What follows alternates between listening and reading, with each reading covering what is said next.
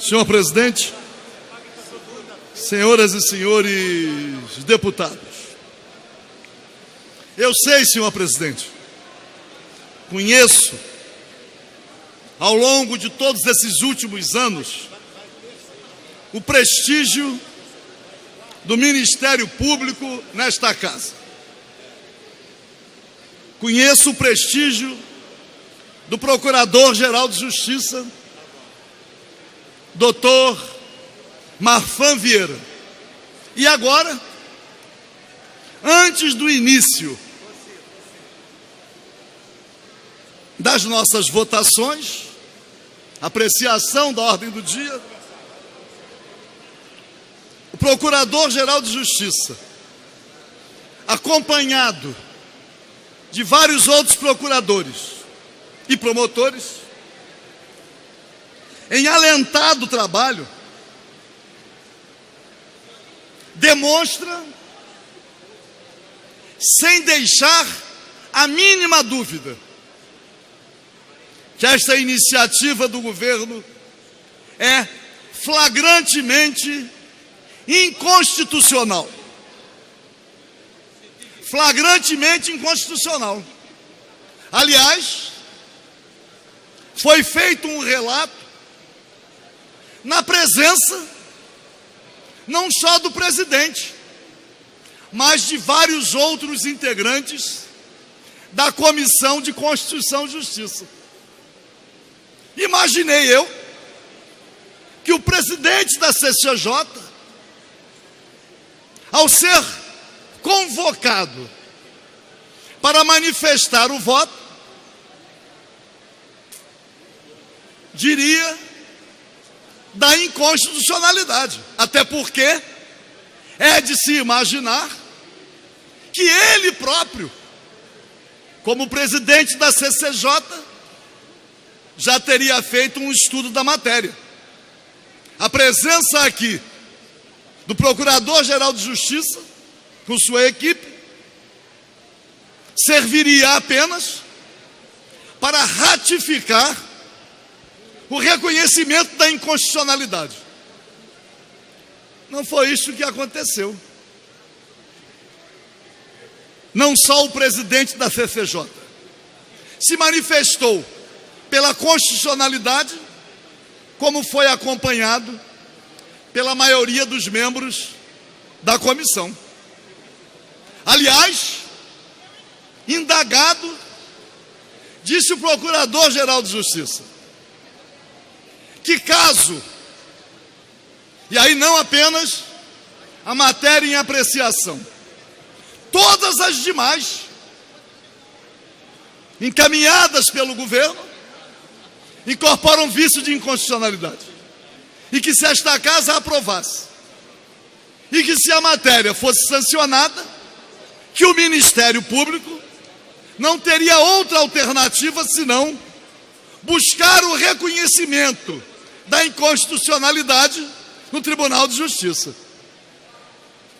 Esta casa, portanto, por sua maioria, não poderá, em nenhum momento, arguir desconhecimento. Não poderá. Até porque vários outros parlamentares receberam cópia. Quanto ao mérito, também as comissões, por sua maioria, orçamento, finanças, servidores públicos, também por maioria. Aliás, como temos aqui pouquíssimos servidores públicos, mas do lado de fora há uma manifestação expressiva, é preciso que os servidores públicos conheçam o posicionamento de cada parlamentar. Porque o discurso feito às vezes desta tribuna, por alguns que acompanham a pretensão do governo, é de aparente defesa do servidor. Então o servidor público, por suas representações, tem o dever de conhecer o voto de cada um. E como o voto primeiro é colhido nas comissões, já é preciso conhecer. Mas, senhor presidente, é claro, e aí integro a bancada do PSOL, nossa bancada é flagrantemente contrária a esta iniciativa em apreciação. Mas eu trago aqui uma entrevista dada pelo atual secretário de Fazenda, que em 11/5/2012 presidia o Rio Previdência. E ele tece loas à recuperação que experimentou o Rio Previdência a partir do primeiro governo Sérgio Cabral. E diz assim: a metamorfose começou em 2007, no primeiro governo Cabral. O Rio Previdência estava quebrado, sem recursos, e por isso tivemos que fazer um grande processo de reestruturação. Disse a dinheiro, e aqui já foi o governador Sérgio Cabral. Mas aí, senhor presidente, e eu peço a vossa excelência, senhor presidente, que a íntegra da entrevista conste da minha manifestação contrária a este projeto. Mas aí ele diz que Rio Previdência já era o segundo órgão previdenciário do país, estando abaixo apenas do Previ, dos servidores do Banco do Brasil.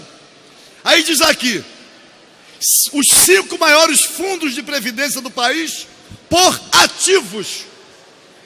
Previ, 108 bilhões.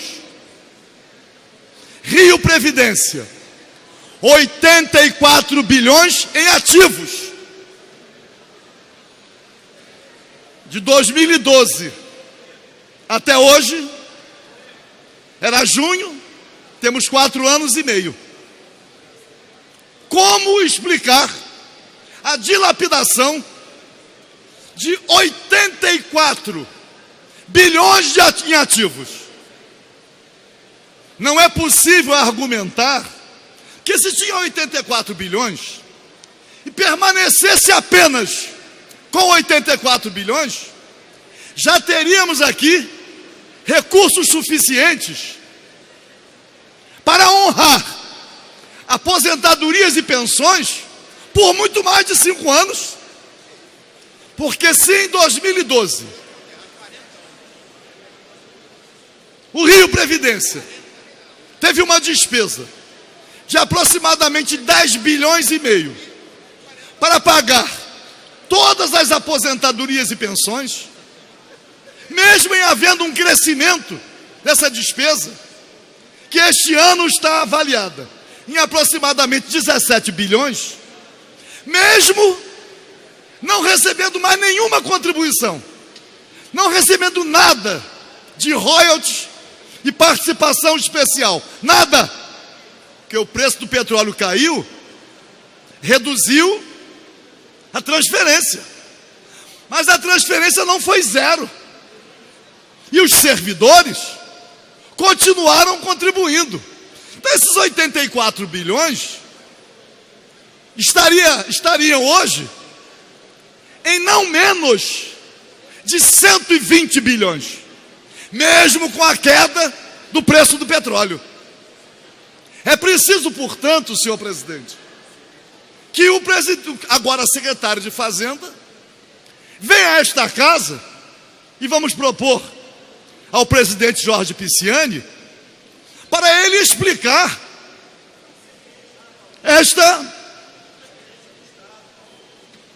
esta entrevista e a perda do ativo.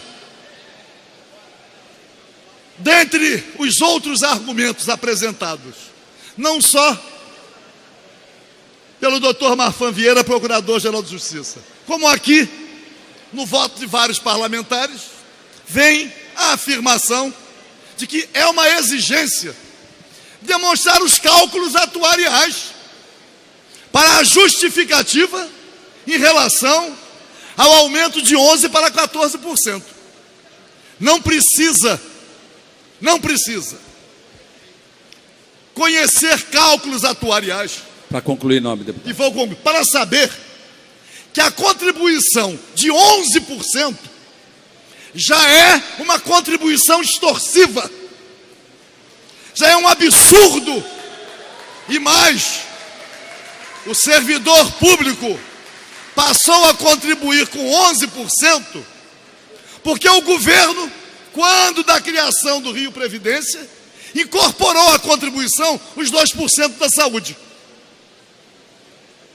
Servidores militares, 5% do soldo, que depois, ilegalmente, essa contribuição passou para 10% do soldo. Uma extorsão.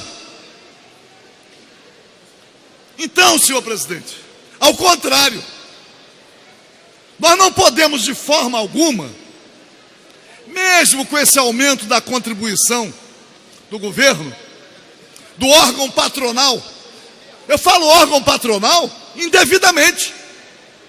Governador não é patrão de servidor. O patrão do servidor é o povo que paga imposto. Aliás, o governo confunde.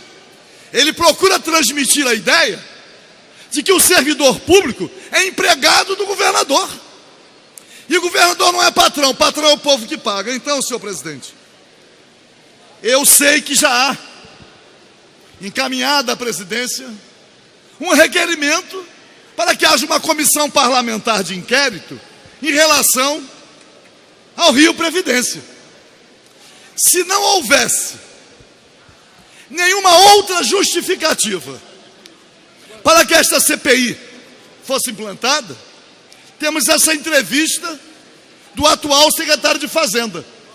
Ele precisa explicar como o patrimônio em 2012, maio, de 84 bilhões ativos, como isto foi dilapidado.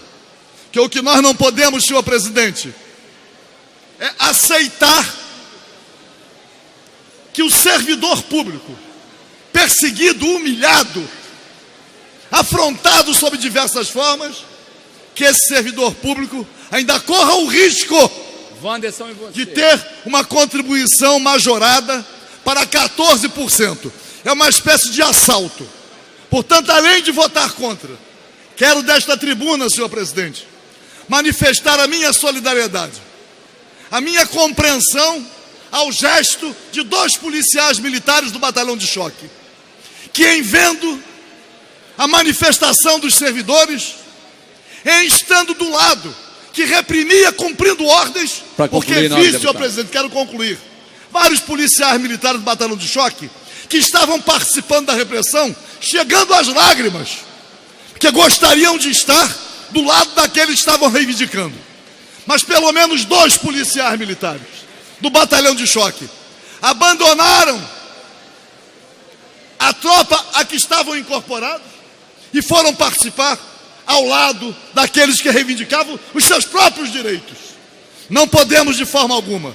Estou organizando um documento de moção, de compreensão, que nós não podemos esperar que aquela violenta emoção de que foram possuídos os 2 policiais militares e que procuraram aderir à manifestação, que isso seja visto como um ato de disciplina, de indisciplina, e que eles venham a ser punidos, mesmo que administrativamente.